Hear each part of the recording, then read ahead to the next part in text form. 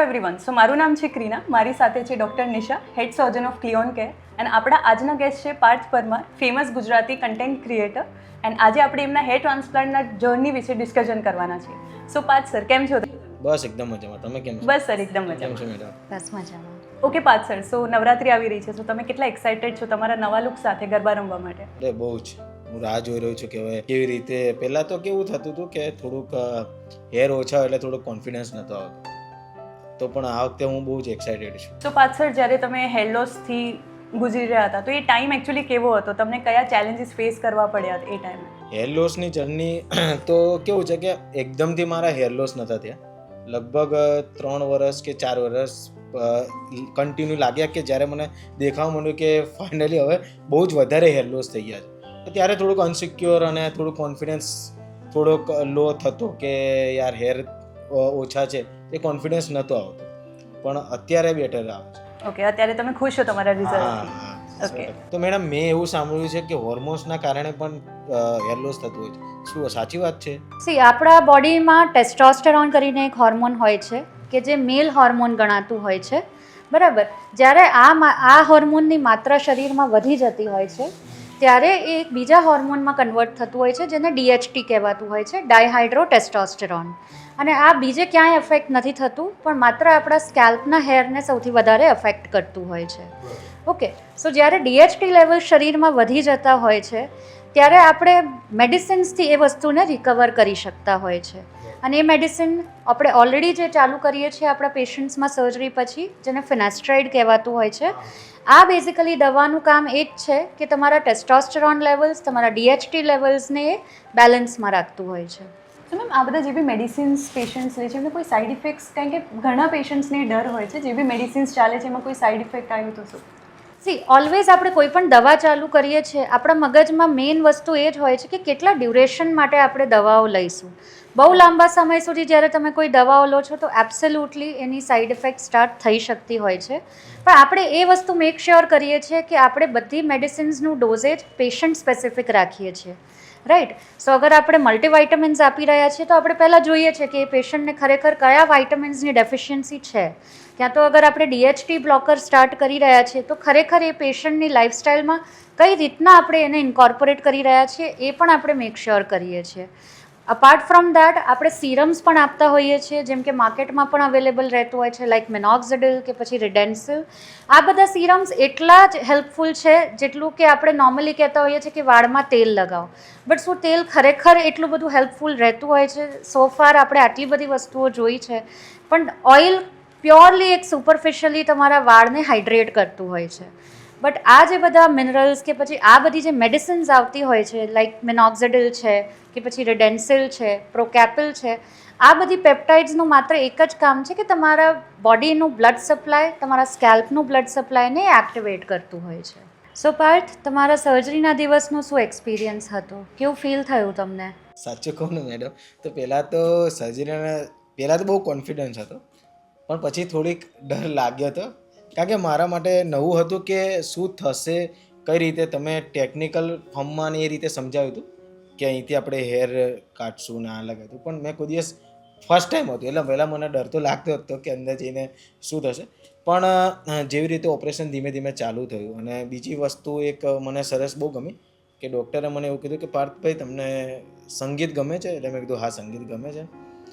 તો કે કયું સંગીત? મેં કીધું લવ હોય કે થોડુંક શાંત મ્યુઝિક હોય એવું ગમે. તો અમે કેવું ઓપરેશન ચાલુ થયું ને તો મ્યુઝિક સાથે ઓપરેશન ચાલુ કર્યું, જેથી કેવું કે મારું માઇન્ડ ભલે દુખતું ના, પણ શું કહેવાય, મારું મગજ એક જ વસ્તુ વિચારી રહ્યું હતું સતત કે શું થઈ રહ્યું છે, શું થઈ રહ્યું છે. પણ જેવું સંગીત ચાલુ કર્યું ને એ પ્રમાણે પછી મેં એ વિચારવાનું મૂકી દીધું અને પછી એકદમ રિલેક્સ થઈ ગયું. અને મને લગભગ ખબર બી ના પડી, બ્રેકનો ટાઈમ થયો ને ત્યારે મને ખબર બી ના પડી કે મારે કહેવાય ને 30% ઓપરેશન પતી ગયું છે. એટલે પહેલાં થોડોક ડર લાગે તો, પણ પછી સ્મૂથ હતું.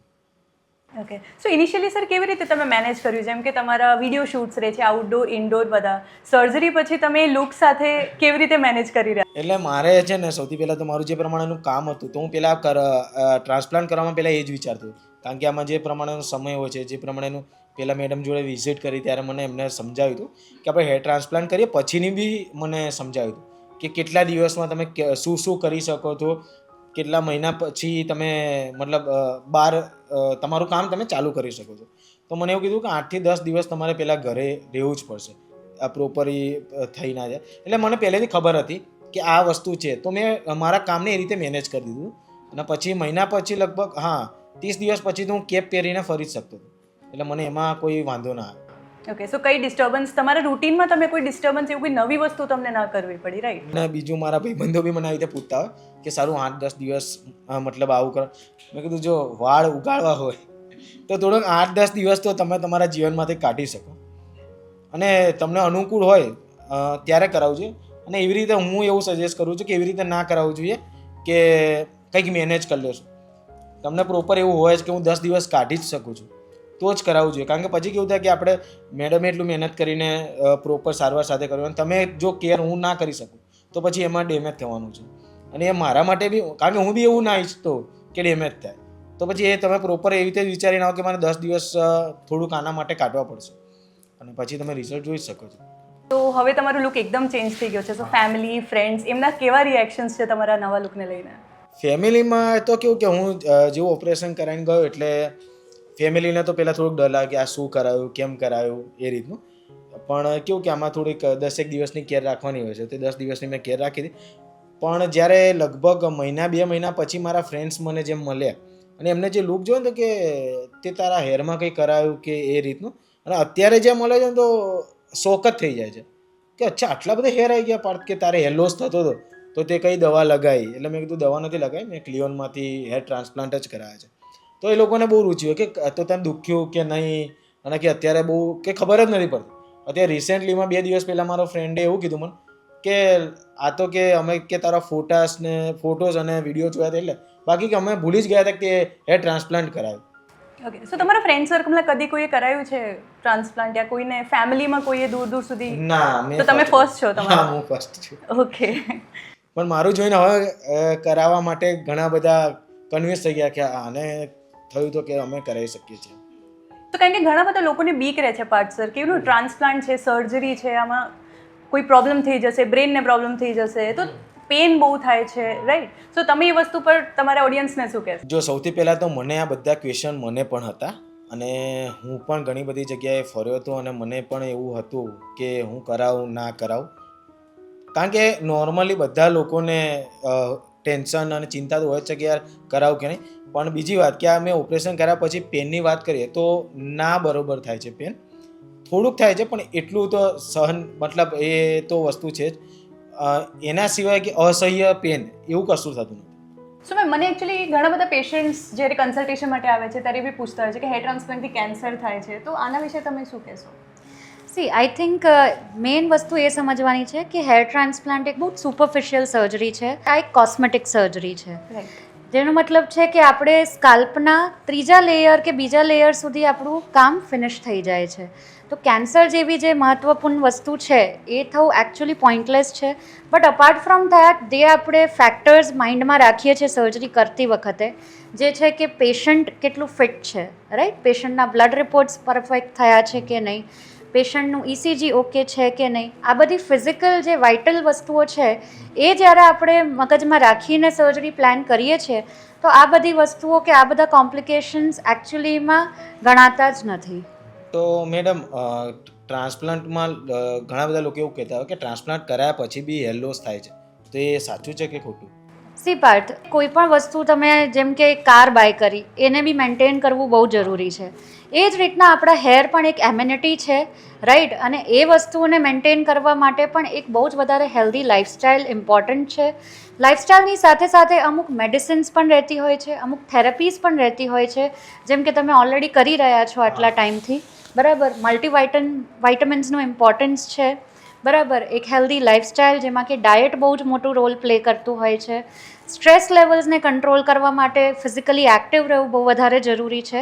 તો અગર આ બધા ફેક્ટર્સ તમે કંટ્રોલમાં રાખો છો તો તમારું રિઝલ્ટ ડેફિનેટલી લોંગ ટર્મ પણ રહેતું હોય છે અને હેર લોસમાં કન્વર્ટ પણ નથી થતું. સો ડૉક્ટર, એકચ્યુઅલી ઘણા બધા પેશન્ટ્સ એમ કહે કે એક્ઝિસ્ટિંગ હેર જે છે, ઠીક છે, એમનું ટ્રાન્સપ્લાન્ટથી કોઈ કનેક્શન છે કે ટ્રાન્સપ્લાન્ટ કર્યું તો એક્ઝિસ્ટિંગ જતા રહ્યા, એવું કંઈ હોય છે?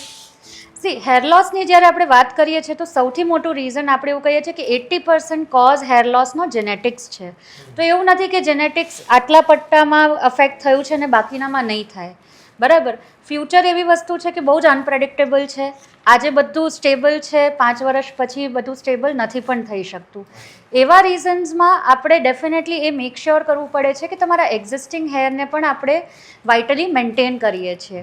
સો જેમ દવાઓ અને જેમ થેરેપીઝ અને જેમ એક હેલ્ધી લાઇફસ્ટાઇલ ટ્રાન્સપ્લાન્ટ કરેલા વાળ માટે જરૂરી છે, એટલું જ એક્ઝિસ્ટિંગ હેરને પણ મેન્ટેન કરવા માટે બહુ વધારે ઇમ્પોર્ટન્ટ રહેતું હોય છે. એક રેપિડ ફાયર આપણે રાઉન્ડ કરી દઈએ. ઠીક છે, ઘણા બધા આપણા એકચ્યુઅલી ક્વેશ્ચન્સ છે જે અમારા કસ્ટમર્સ તમને પૂછવા માંગે છે. ઓકે, સો ફર્સ્ટ ક્વેશ્ચન છે, તમારું રિઝલ્ટ આવ્યા પછી એક વર્ડમાં તમે તમારા રિઝલ્ટને ડિસ્ક્રાઇબ કરો તો એ શું હશે? ફેબ્યુલસ, મજા આવી ગઈ. સૌથી પહેલાં જ્યારે તમારું રિઝલ્ટ આવ્યું તો કોણે નોટિસ કર્યું? ડૉક્ટર કે વાળ આવ્યા તો ખરી કે. સો તમારા વાઈફનું સૌથી પહેલું રિએક્શન શું હતું? મારા વાઈફનું, હા, કારણ કે મારી વાઈફ જનરલી બહુ બીતી હતી, તો એને એમ થયું કે ડૉક્ટર કહેતા વાત તો સાચી. ઓકે, સો હેરથી અત્યારે સૌથી વધારે જેલસ કોણ હશે તમારા લુકથી? મને નહીં લાગતું કોઈ હોય. ઓકે, સો અને ફેન્સ હવે શું કહે છે તમારા લુકને લઈને? તમારા પાસે પર્સનલી શું કમેન્ટ્સ આવે? અરે પાર્થ, કેમ હમણાં રિસન્ટલી મેં ફોટો મૂક્યો ને કે પાર્થિયા હીરો લાગે હો તું તો. ઓકે, સો રેપિડ ફાયરનો લાસ્ટ ક્વેશ્ચન, તમારા અગર ક્લોઝ ફ્રેન્ડ અગર બોલ્ડ થઈ જાય, ગંજા થઈ જાય તો તમારું શું રિએક્શન હશે? તો ક્લિયોન કેર છે ને. ઓકે, સો મેમ એકચ્યુઅલી જ્યારે બી પાછળ સર્જરી માટે લાઈક ફર્સ્ટ ડે આવ્યા હતા તો તમારું કેવું રિએક્શન હતું એમનું કન્ડિશન જોઈને? તમને શું લાગ્યું? તમને કેવી રીતે એમને ગાઈડ કરી બધી વસ્તુઓ? ઓકે, સો જ્યારે પાર્થ આપણી પાસે આવ્યા હતા, સૌથી પહેલાં આપણે એમનું એક પ્રોપર ડિટેલ્ડ કન્સલ્ટેશન લીધું હતું, જેમાં સૌથી પહેલાં મેં એમનું સ્કેલ્પ પણ ચેક કર્યું હતું, બટ સાથે સાથે મેં થોડું એમના લાઇફસ્ટાઇલ વિશે ડિટેલમાં જાણ્યું કે શું કરે છે, કઈ રીતની એમની પ્રેક્ટિસ રહેતી હોય છે, કઈ રીતનું એમનું એક્સપોઝર રહેતું હોય છે સોશિયલ મીડિયા તરફથી કે કોઈ પણ રીતના. સો એ બધા ફેક્ટર્સ માઇન્ડમાં રાખીને મેં એમને ડેફિનેટલી એક વસ્તુ ઉપર ડિટેલમાં ડિસ્કસ કર્યું કે આપણે તમારી હેરલાઇન બને એટલી એજ અપ્રોપ્રિએટ અને સાથે સાથે નેચરલ રાખીશું. બહુ વધારે નીચે પણ નથી લાવવી, બહુ વધારે અનનેચરલ કરીને ઉપર પણ નથી લાવવી, કારણ કે કોસ્મેટિક ડેફિનેટલી આપણે મહત્ત્વનો ટોપિક છે તમારું ટ્રાન્સપ્લાન્ટ કરીએ છીએ ત્યારે. બટ એના સાથે સાથે આપણે ફ્યુચરને પણ કન્સિડરેશનમાં રાખ્યું છે કે આગળ જઈને અગર હેર લોસ થાય છે, કારણ કે પાર્થે મને એ પણ જણાવ્યું હતું કે એમના ફેમિલીમાં હેર લોસની હિસ્ટ્રી તો છે, રાઈટ. એક જેનેટિક રીઝનના કારણે મેં એ પણ મગજમાં રાખ્યું કે ફ્યુચરમાં અગર હેર લોસ થાય છે તો આપણે એ રીતની હેરલાઇન ડિઝાઇન કરીએ કે આખો જે એરિયા આપણે કવર કરી રહ્યા છે એ સિમેટ્રીમાં દેખાવું જોઈએ. સો નેક્સ્ટ આપણે ટ્રાય કર્યું હતું કે આપણે એમના પિક્ચર્સ પ્રોપરલી લઈએ, અને જ્યારે આપણે ફોટોઝ ક્લિક કર્યા ત્યારે એકચ્યુઅલીમાં ખ્યાલ આવ્યું કે જેટલું દેખાતું હતું હેર લોસ એના કરતાં ઘણું વધારે છે, બરાબર. એમના કેલ્ક્યુલેશન્સ લીધા આપણે, જ્યારે આપણે મેઝરમેન્ટ્સ લીધા ત્યારે ખ્યાલ આવ્યું કે હેરલાઇન ડેફિનેટલી ખાસી ઉપર ગઈ છે. એ કર્યા પછી આપણે એમનું ફેસના સ્ટ્રક્ચર, એજ અને સાથે સાથે એમની લાઇફસ્ટાઇલ પ્રમાણે મેં એમની હેરલાઇન ડિઝાઇન કરી છે. સો ઓબ્વિયસલી અત્યારે આપણી સામે દેખાઈ જ રહ્યું છે કે આપણે બહુ જ વધારે નેચરલી હેરલાઇન ડિઝાઇન કરી છે અને એનું રિઝલ્ટ આપણી સામે છે. બટ સાથે સાથે મેઇન જે આપણું હતું કે એમની ડેન્સિટી આપણે બને એટલી નેચરલ રાખી છે. સો એઝ આપણે જોઈ શકીએ છીએ આપણી સામે જ કે આગળથી બિલકુલ એવું લાગતું નથી કે આપણે કંઈક ટ્રાન્સપ્લાન્ટ કર્યું છે કે કંઈક ડિઝાઇન કર્યું છે.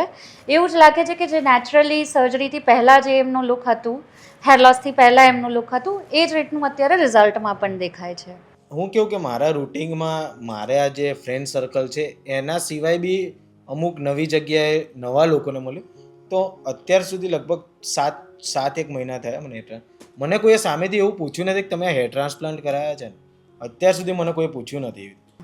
તો બેઝિકલી જેમણે તમે પહેલાના જોયા છે એમને જ ધ્યાન છે, ન્યૂલી કોઈ જોવે છે તો એ લોકોને ખબર જ નથી. એ લોકોને નોર્મલ કે હા, એટલે અમુકનું કેવું હોય કે હેર ટ્રાન્સપ્લાન્ટ કરાય તો ખબર પડી જાય કે આમને હેર ટ્રાન્સપ્લાન્ટ લગભગ કરાયા છે. એવું નોર્મલી જેમ કે કોઈએ વીક કરાવી હોય તો કેવું દેખાઈ જાય કે આર્ટિફિશિયલ લુક આવે, એવું મને અત્યાર સુધી કોઈએ પૂછ્યું નથી અત્યારે. કારણ કે હું કેવું કે જનરલી ફ્રેન્ડ સર્કલ છે, દરરોજ લોકોને મળતા હોય, એ લોકોને તો આપણે મળીએ જ છીએ.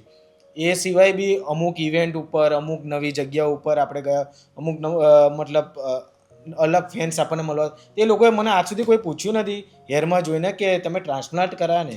જેટલા લોકોને ખબર હોય એટલાને ખબર, ના ખબર હોય એ લોકોને ખબર નથી પડતી કે ટ્રાન્સપ્લાન્ટ કરાયા છે.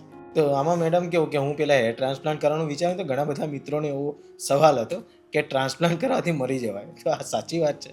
સી અનફોર્ચ્યુનેટલી અમુક ઇન્સિડન્ટ્સ થયા છે કે જેમાં હેર ટ્રાન્સપ્લાન્ટ સર્જરી પછી ડેથ પણ થઈ છે. પણ અગર તમે એ પ્રોપર એ વસ્તુ ઉપર રિસર્ચ કરીએ તો આપણને ખ્યાલ આવે છે કે ઘણા બધા ફેક્ટર્સ ઇમ્પોર્ટન્ટ હોય છે સર્જરીથી પહેલાં, બરાબર. જેમ કે બોડી કેટલું ફિટ છે. જ્યારે તમે પણ કન્સલ્ટેશન માટે આવ્યા હતા, ટેસ્ટ ને કર્યું હતું હા, આપણે જે દિવસે તમે આવ્યા આપણે એવું નથી કીધું કે કાલે ને કાલે આપણે સર્જરી પ્લાન કરી દઈએ. આપણે થોડોક ટાઈમ ડ્યુરેશન રાખ્યો છે વચ્ચે. મેં તમારું સ્કેલ્પ ચેક કર્યું, પછી મેં તમારા વાઇટલ્સ ચેક કર્યા, જેમાં બ્લડ પ્રેશર, પલ્સ રેટ, આ બધી વસ્તુઓ, આ બધી બેઝિક વાઇટલ્સ કહેવાતું હોય છે. આના સિવાય આપણે સિસ્ટમેટિકલી બોડીને પણ ચેક કરીએ છીએ. તમારું ફૂલ બોડી ચેકઅપ થયું છે, તમારા હાર્ટનું ચેકઅપ કર્યું છે.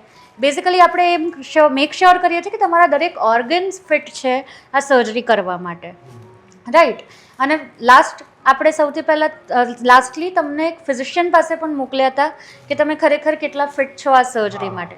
અગર આ બધી બેઝિક કન્સિડરેશન્સ માઇન્ડમાં રાખીને સર્જરી પ્લાન કરીએ છીએ અલોંગ વિથ સ્ટેરિલાઇઝેશન, કારણ કે સેફટી કઈ રીતની ઓપરેશન થિયેટરમાં તમે એન્ટર કરી રહ્યા છો, સ્ટેરિલાઇઝેશન પ્રોટોકોલ્સ ફોલો થઈ રહ્યા છે કે નહીં, એન્ડ લાસ્ટલી ઓફકોર્સ કે કોણ ઓપરેટ કરી રહ્યું છે તમારી ઉપર. તમે મને મળ્યા છો, તમે સર્જરી દરમિયાન પણ મને મળેલા છો, સર્જરી પછી પણ મને મળી રહ્યા છો. સો આ બધા ફેક્ટર્સ ઇક્વલી ઇમ્પોર્ટન્ટ થાય છે. સો પાછ સર, જ્યારે તમને હેર લોસ વગેરે થયું હતું તો ઓફકોર્સ તમે ઘણી બધી વસ્તુઓ જોઈ હશે, ઇન્સ્ટાગ્રામ જોયા હશે, ક્લિનિક્સને સર્ચ કર્યું હશે. સો ક્લિયોન કેરને તમે કેમ કન્ફર્મ કર્યું? જો આમાં હું સાચું કહું ને તો ક્લિયોન કેરને પહેલાં મેં મારા ફ્રેન્ડ થ્રુ, મારા જે મિત્ર છે જેને અહીંયાથી કરાયેલા છે ટ્રાન્સપ્લાન્ટ અને એમના સક્સેસફુલ રિઝલ્ટ છે, કે 2-4 મહિના પછી ને મેં એમને લગભગ 6-7 મહિના પછી મેં એમનું રિઝલ્ટ જોયું, પછી મેં વિઝિટ કરી હતી ક્લિયોન. અને મને લાગે છે ત્યાં સુધી જે પણ હેર લોસ જેને થતો ને એ લોકો જેના હેર પ્રોપર આવી જાય ને પછી જ એ લોકો કોઈ ડિસિઝન લેતા હોય છે કે હા આપણે, મતલબ મારું બી ઓપરેશન થયું તો કેટલા બધા લોકો હશે જે વિચારતા પેલા જોવા દો 3 મહિના, 4 મહિના, 5 મહિના કે કેટલું એમને રિઝલ્ટ આવે પછી જ મતલબ લે. તો એવી રીતે મેં મારા ભાઈબંધને 6-1 મહિના પછી મેં એમનો ગ્રોથ જોયો, જેમને બહુ જ ઓછા, મતલબ બહુ જ વધારે ટાલ હતી અને પછી એમને હેર બહુ જ સખત, અત્યારે જેટલા મારે છે ને એટલે એમને હેર હતા. ત્યારે મને થયું કે ખરેખર રિઝલ્ટ બહુ સારું આવ્યું છે. પછી મેં વિઝિટ કરી હતી ક્લિયોન કેર. ઓકે, સો અત્યાર સુધીનું તમારું ક્લિયોન સાથે એક્સપિરિયન્સ કેવો રહ્યો આફ્ટર સર્જરી? તમારો હવે તો મિત્રો જેવા થઈ ગયા છે કે મારે કોઈ બી વસ્તુની કંઈ બી પ્રોબ્લેમ, અને બીજી વસ્તુ કેવી છે કે મને અહીંયાથી એક નંબર પ્રોવાઈડ થયો હતો, મતલબ કંઈ બી પ્રોબ્લેમ આવે કે જેમ કે કોઈ બી સાઈડ ઇફેક્ટ આવે કે માથા પર ફોડલી થાય કે ઇચિંગ થાય. એટલે વચ્ચે મને હમણાં એક પ્રોબ્લેમ આવે ઇચિંગ, જે ઉનાળામાં બહુ જ ગરમી થાય અને મને સ્પેશિયલી ગરમીનો કોટો છે. કંઈ બી વસ્તુ જમવા બેસું તો મને બહુ પરસેવો આવે બાય બર્થ પહેલેથી, તો ઇચિંગ થતું હતું. તો મેં ડાયરેક્ટ ફોન જ કર્યો હતો કે મેડમ મને આવી રીતનું થાય, તો મને તાત્કાલિક પણ એનું નિવારણ લાવી દીધું કે મને દવા બી ત્યાંથી સજેસ્ટ કરી હતી અને ત્યાં બી પૂછ્યું હતું કે મને તમને શું થાય છે. 2-3 વસ્તુ કે તમને કોઈ ફોડલી થઈ છે, ઇચિંગ તો કઈ રીતનું ઇચિંગ થાય છે, જેમ કે તમે એસીમાં બેઠા હો તો ઇચિંગ થાય છે કે બહાર ફરતા હો છો તડકો હોય ત્યારે થાય છે. એટલે મેં 1-2 સવાલ પૂછ્યા મને સ્પેશિયલી આવી રીતે ઉનાળામાં, મતલબ બપોરે ફરતો ત્યારે મને ઇચિંગ થાય, તો મને પ્રોપર મેડિસિન સાથે મને સારવાર મળી હતી. તો મને એ સ્પેશિયલી વધારે ગમ્યું કે મને જ્યારે પ્રોબ્લેમ પડે છે હું ફોન કરું તો તરત મને સારવાર મળી રહે છે. ઓકે ગાઈઝ, તો આપણું પોડકાસ્ટ અત્યારે ફિનિશ થઈ રહ્યું છે, બટ આ અત્યારે એન્ડ નથી. ઓકે, તમારા કોઈ પણ ક્વેશ્ચન્સ હોય જે હજુ કવર નથી થઈ રહ્યા, જે તમે પાર્થ સરને પૂછવા માંગતા હો યા ડૉક્ટર નિશાને પૂછવા માંગતા હો, પ્લીઝ કમેન્ટમાં લખજો સો દેટ આપણે તમને એ રિસ્પોન્સ કરવાનું ટ્રાય કરીશું. Thank you so much. Thank you Parth sir, અહીંયા આવવા માટે. Thank you doctor Nisha. Thank you.